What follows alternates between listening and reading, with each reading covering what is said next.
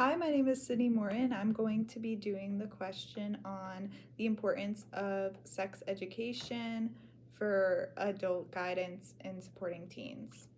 So, firstly, nobody wants to talk about sex education as a parent, but it's very mandatory because your child, when they're entering being a teenager, they're going to have physical changes. They're going to have hormone surges. They're going to have hairs places they don't know. Their body is going to be changing.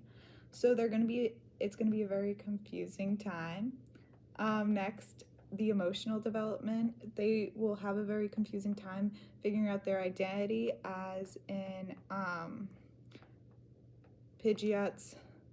Erikson's identity versus role confusion, which is when you are from 12 to 18, you are kind of confused and figuring out who you are as a person.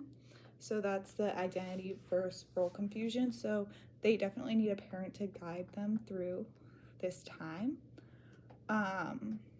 So if you teach your kids about sex education, it won't encourage them to do early sexual activities, but it does make them safe.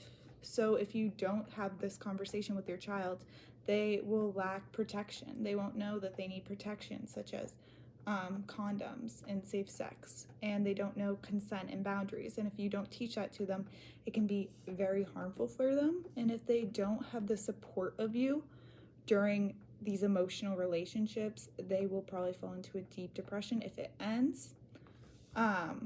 So the best way for their child to grow and develop is by you helping them. So in order to do this, you need to obviously have mutual respect for each other. You need trust and open communication between the parent and child. Especially because your child will only really see what social media and society perpetuates. So they might have unrealistic expectations about love and romance through social media or movies, which could lead to insecurities. There's also another one of Erikson's, which is intimacy versus isolation that these children might go through.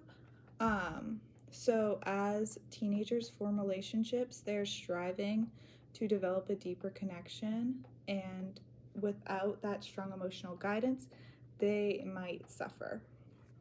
So parents can help by keeping an open dialogue again, making sure that you really have an open relationship with your parents. And you have to be the example of a healthy relationship. Even if you aren't with the other parent, you should still have respect for the other person, because if you don't show that you can have a healthy relationship with whoever, it's going to show in your child. You can provide resources. There are a bunch of great puberty books that both females and males have, which can help them, especially if they don't want to ask the parent, because obviously it's an uncomfortable situation and you might not cover it all. So I think a book would be a really good way if you don't have that super clear trust. And honestly, you just need to create an environment as a parent where it's safe to talk about these things, especially in relationships, because that's very intimate and personal. So if you don't have that open relationship, your child could get hurt. Yeah, that's all. All right, bye.